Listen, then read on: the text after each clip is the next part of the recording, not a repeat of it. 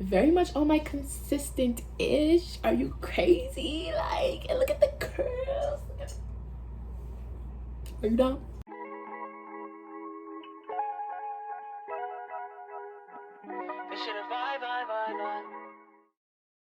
Anyways, what is up YouTube? It's your girl Cianna Renee, and I'm back at it again with another video. If I'm playing with my hair, I have my hair like this from my vinyl collection video, and all I was doing was playing with it because it's playing with me. So yeah, but don't mind it if I keep doing that. But in today's video, I have a very informative video for you guys. As you can tell by the title and thumbnail, I'm gonna be telling y'all what I wish I knew before applying to college, so you guys can, you know, be prepared for what you're about to get yourself into, because it's a lot of stress. Okay, yeah, like, comment, share, and subscribe, and hit that post notification bell to be notified whenever I upload, and add me on all of my social medias. The links to all of them will be in the description box below. And I hope y'all enjoyed today's video, and we're just gonna hop straight into it. So this video is not gonna be too much information, because I also want to do a how I got into Hampton University, which is the school I'm going to be attending this fall. Also, I want to do a video on, you know, my freshman year in college, what to expect. I don't have much information because I'm not in college yet, so it's just essentially a video about the application process, and everything else will come after that. So yeah, I hope this brightness isn't too bright. Let's just do it like that. So first things first, what school should you apply to? So I have all the notes right here, not too much. So obviously I'm not you, so I can't tell you what school exactly to apply to. So I'm not going to be like, oh, apply to X university, Y university. No, you apply to what school you want. But here's some tips on, let me just tell you. So first things first, apply to safety schools. What are safety schools, you may ask? Safety schools are schools that you know for sure you'll get into based on your academic statistics. For example, if you know that for a certain school, say the most common GPA is like a 3.0. And let's say the most common SAT score is like a 1050 or something. And you know that you have, let's say, a 4.0 and you got a 1500 on the SAT. Clearly, that's a safety school because your statistics are way higher than the common ones for that school, if that makes sense. So you can find this information by researching. You can ask your college counselor, or my school. I don't know if this is every school, but my school uses Score, which is an app where you can speak to your college counselors, look at the college statistics for every school. I actually did watch Aaliyah Simone's video, which is similar to this one, and she basically said she had a big three, which is your top school, your second choice, which is the school that you don't mind going to if you don't get into your first one or you can't go to your first one, and then the third school would be your safety school. So yeah, just make sure that, you know, you have your big three, you have the schools that you know for sure you want to go to, but you also have the schools that you know for sure you're gonna get into. Do not blindly apply or accept to colleges. I'm begging you, please don't. So what I mean by this is, don't apply to a school that you've never researched, you've never seen, you just heard about it from other people, and don't accept an offer from a school you've never been to. Here's how the process should go. You should research the schools that you want to apply to.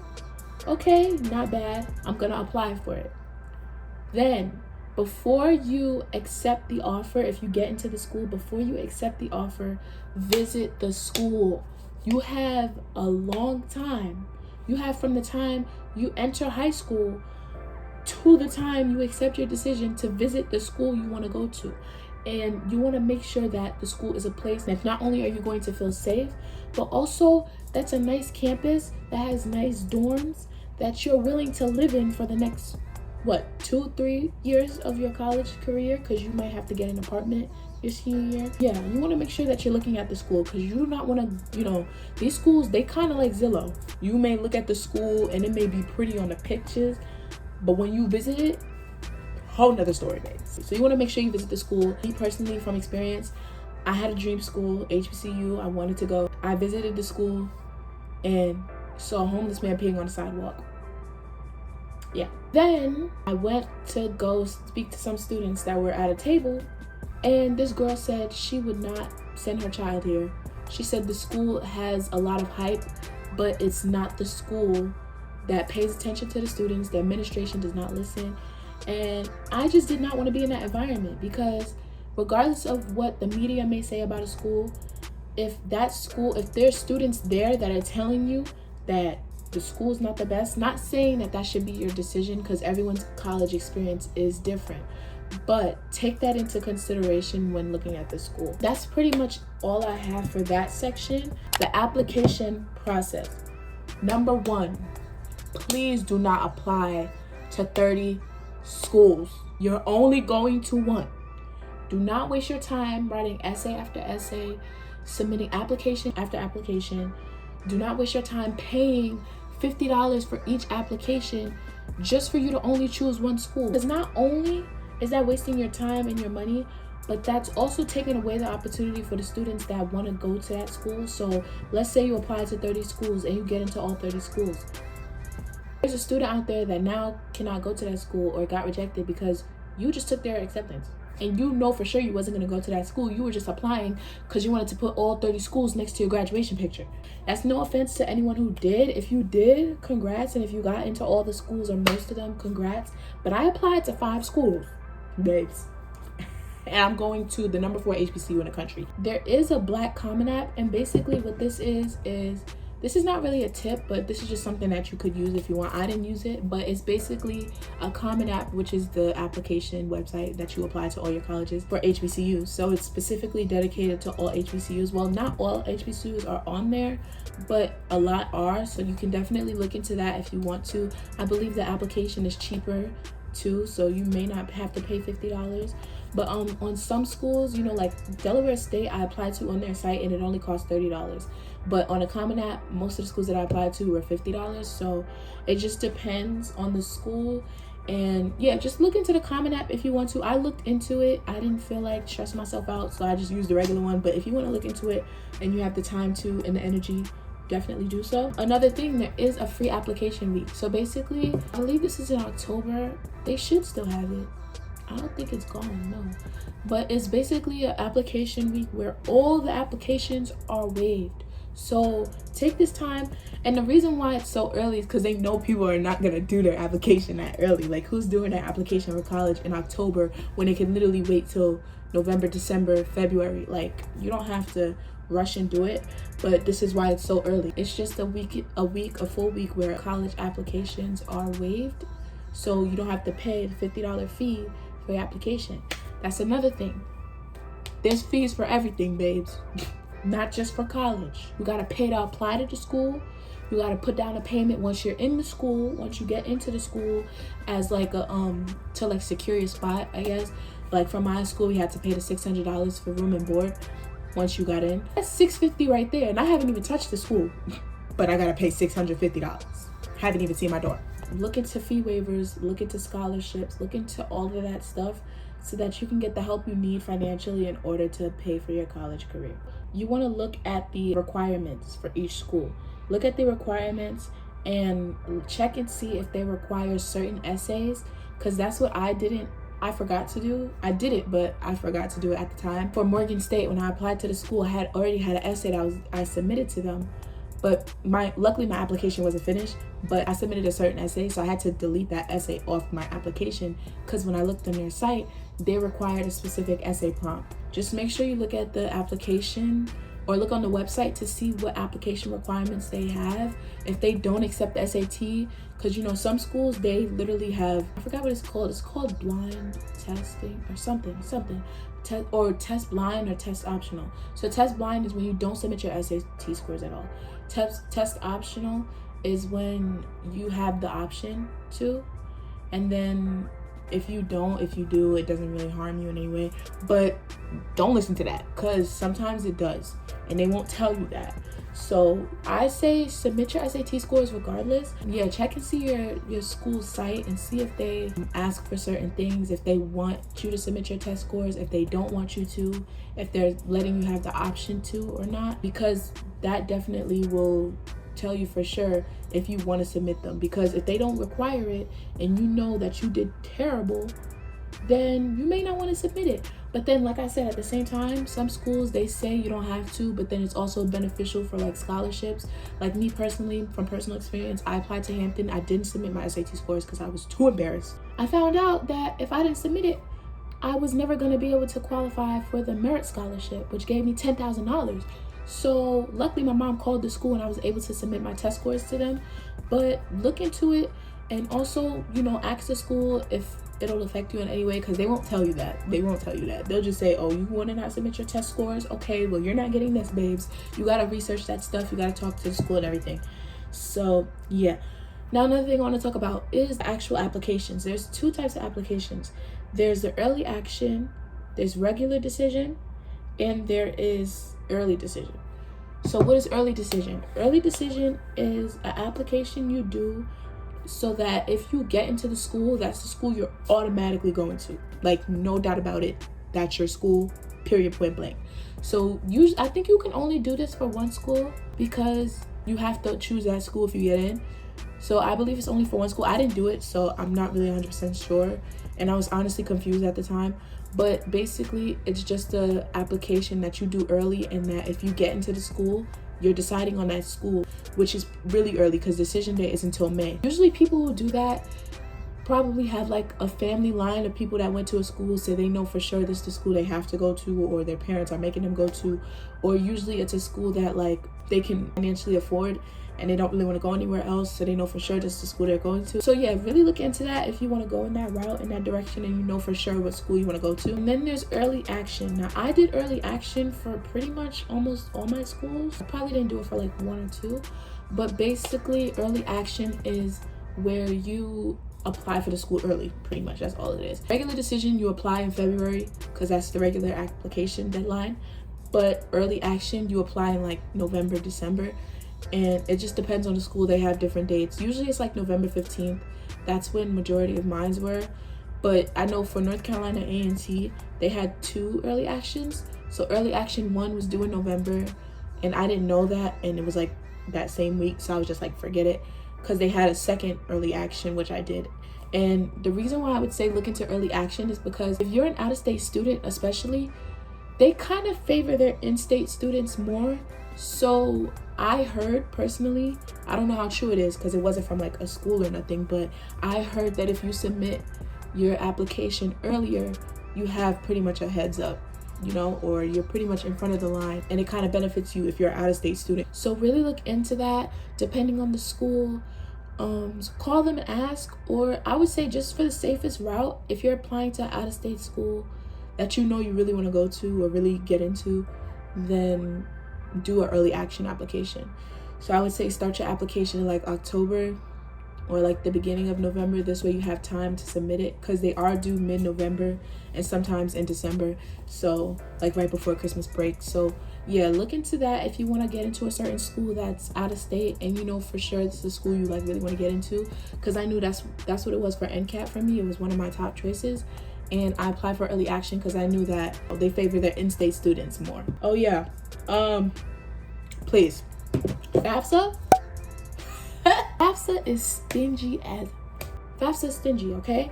Because, okay, here's the thing. I'm not gonna sit here and act like FAFSA ain't gonna give you nothing. If you're really financially stuck, FAFSA is gonna give you money, but don't expect to get a full tuition unless you homeless. Like, I would say don't rely too much on FAFSA. Like, don't sit there and be like, oh, don't worry about that, FAFSA didn't have that. Like, no. Make sure you have a financial backup if financial aid does not get you anything, because they don't take into consideration the fact that you have a mortgage. They don't take into consideration how many children you have. They just say, okay, you make this amount of money a year, you can afford a $50,000 school each year, so here you go. Financial aid will email you. You can apply for financial aid and they'll email you and say, babes, we only got loans for you. We ain't giving you no money, but you can take this much out the bank. Start a college fund as soon as you're born. Next, your stats and your resume. So I only have 2 things on this list.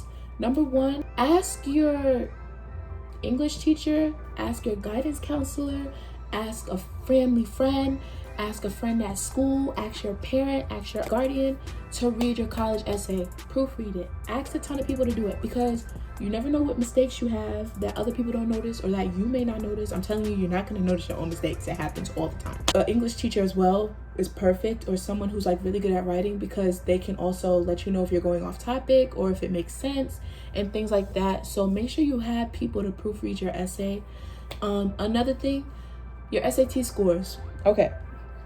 Your SAT scores do matter, but not as much. It's like the low factor, okay? It's like something they look at just to see, like, I don't really think it's that important. I'm not gonna say it as if you shouldn't study, like you should study for it. I took it twice and studied for it once, because the next time I was just like, whatever happens, happens. Because one thing y'all gotta know is the SAT is a standard aptitude test. That's what it stands for. And basically what an aptitude test is, I learned this in psychology, is a test where it's not based on stuff you know. Achievement test is based off things you learn. So that's tests you take in like class. So like a math class, a test will be based off the stuff you learned in the class. That's an achievement test. A SAT is not stuff you've learned. It's stuff that they're putting on a test. It's probably college material and they're seeing where you're at. So I'm not gonna sit here and say like, don't study for it, but you really have to teach yourself, because a lot of the stuff on that test is not things that you've learned. So that's why I say it's not super duper important. But the reason why I would say do well on it is because it is helpful if you're trying to get into like Ivy League schools, because they accept like, you know, people who came out the womb knowing how to do trigonometry. And then also it's good for like certain scholarships. One thing about my school though, I was kind of lucky because I got a 1020 on SAT, which I super scored. I'm explaining super scoring. And pre-COVID, they said you couldn't get the merit scholarship unless you had a 1030. After COVID, they lowered it down 10 points. So your girl was right at the dot and was able to get that scholarship money. Yeah, they don't matter too much, because there's other things they're looking at. Like I had a 1020 on SAT. That's not a great score, but I also had a 3.7 to 4.0 GPA for my junior to senior year. And I also was a well-rounded student. So they look at that stuff as well. They're not gonna take like, I mean, unless it's Ivy League, they want everything perfect. But a lot of schools, if you have a grade like mine on the SAT, but you have a great GPA and you're a well-rounded student and you have other things that make you stand out, like your personal essay, they're gonna look at you and they're gonna take you into consideration. The SAT is not the only thing that matters. You know, like I said, study. If you want, you can go to tutoring, but just know that don't take it as something that you have to really over stress about. Like it's not something that if you don't pass, you're never gonna get into college. Like no, it's not that serious. They look at it and be like, all right, what's next? Like that's pretty much what it is. Now super scoring is what I did. So for my SAT score, I took it twice and I combined the scores. So that's why I would suggest taking the SAT or ACT or both, whatever you take it twice, take it 2 times. I would say at most like 3 times. Don't overstress yourself about it. At minimum twice, because you can super score your test. And basically what this means is you take the 2 highest scores from each test and you combine it and you get a higher score. Now my original score was a 1000. That was the score I got the first time. The second time, I got a 1000 again. You could tell I was probably pissed off, yes. When I super scored the test, basically I got different numbers. Of course, it wasn't the same exact numbers, but it was different numbers that added up to the same 1000. So I took like the highest. So basically how it works is the SAT is divided into English and math. So the first time I took it and the second time I took it, I took the highest English score from each test and I took the highest math score and I combined it. And basically you fill that out on your application and you say you got a 1020, because that's what I got. And that obviously was beneficial because like I said, for the scholarship, you needed a 1020. And had I not super scored my test, I would have got a 1000 and I wouldn't have been able to get the scholarship. You see what I'm saying? So take the test twice and super score your test so you look like a bad bee, okay? So you look like you knew what you was doing on that test, even though none of us did. You're accepted. Now what's next? Number 1, Decision Day is a national day for all students to basically announce which college they're going to. And I believe this is because the next day, May 2nd, is when the payment is due. At least that's what it was for my school and for other schools I heard. So they make Decision Day May 1st. So May 1st is the day you put on your college gear, take a little college pic. I'll put mine on the screen. I ate that. Are you dumb? But yeah, so you want to make sure that you have your decision by then. But let's say something comes up. Let's say you can't make a decision on that day. Call the school. It's okay. You could still get into the school. Because if the school accepts you, they're gonna want you. Okay? They're gonna want you. And plus, I still have colleges emailing me telling me to apply to their school. And first of all, people already made their decision, honey, and you want me to apply? Trust me, they're still willing to take you. You just have to call the school, set up certain things, make sure everything's good. and they'll be more than willing to take you. So don't think that May 1st is like, if you don't have your decision, you're not going to college. That's not the case. Just call the school for everything. Call the school. Be annoying. Knock on their door. Like, don't be shy. When you're in college, you cannot be shy. You got to talk to these people about everything. So make sure that if you want to apply to a school, if you want to accept the offer and it's past the date, just call the school and ask them and make sure everything's good. Clearly, I'm not in college, so I can't tell you guys much. But here's some things I do know. Not all schools allow freshmen to have cars on campus. So don't think, yeah, I'm about to bring my Nissan, my Hyundai, my Honda Civic right down to my school. No, not gonna work. You're gonna be walking. You're gonna be taking the shuttle. Now, it's not that bad for me because I'm a New Yorker, so this is kind of like my life. I take the bus every day to school, so it's nothing new for me. But for y'all Southern people, for y'all Southern folks that don't know nothing about the city life, that be driving around cars at 14, you're gonna have to leave that at home, okay? It's not all schools. Like, I know Morgan State allows freshmen to have cars on campus. Clark Atlanta, I think, does. These are people that I know who are going to the schools and saying that they're allowed to have cars. I believe they do. So yeah, but my school, Hampton, does not allow freshmen to have cars on campus. Get your ramen noodles stacked up, honey. Get the ramen noodles stacked up because college food is not the best. You might want to stack up on some, instant meals. Because let me tell y'all also gonna be broke college students. So you're not gonna be able to afford Uber Eats and takeout all the time. So you want to make sure you have, them little quick stop and shop meals so that you can have something else to eat when you don't want to be eating that rusty, dusty college campus meal, okay? I know some schools, like my school, they don't allow microwaves and stuff like that. And they only allow mini fridge if you have a medical note. So everybody trying to get their medical notes in, talking about I broke my foot, so I need a fridge. Like, I'm telling you, they're gonna try to get something. But usually most schools allow it. My school doesn't, but you can have like a mini fridge. They might have a microwave in a dorm that you could share. So just make sure you have instant meals that you can make when you don't want to be eating that college food. But I do know that at most HBCUs, they do have like fried chicken Wednesday and like fish Friday. I'm not sure if it's all HBCUs, but I know my school has it. Delaware, I know Delaware has it for sure, and I know Hampton has it. So I'm pretty sure it's most HBCUs. Another thing I want to say is that there is 2 types of dorms that I know of. There's ones that have communal bathrooms, and there's ones that have, like, I believe they're called suites. Basically just share it with your roommate. So there's dorms that you share the bathroom with the whole floor, and there's dorms where you just share it with your roommate. So when you're applying for dorms, look into which ones are best.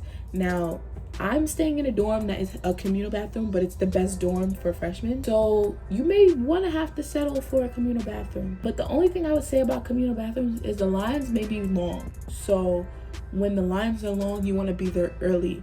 So if you had a class at 8, you might want to be on that line at like 6:50. Like, I'm telling you, the only good thing about just sharing it with your roommate is that you don't really have to wait. And if you guys have classes at different times, you may not have to wait at all because, you may have to get ready before or after them. Look into the benefits of communal bathrooms. You do need like shower shoes and like a shower caddy when you have a communal bathroom because you're sharing it with a bunch of people. So you obviously can't leave your stuff in the bathroom. But there's benefits and cons to both. So it just depends on what you want, because sometimes the dorms that have a bathroom that you just share with your roommate may not be the cleanest dorms. So yeah, but that's pretty much all I have. Stay tuned for my next video on how I got into Hampton University. I'm going to be explaining everything to y'all in terms of like how I got into the school. I mean, nothing much.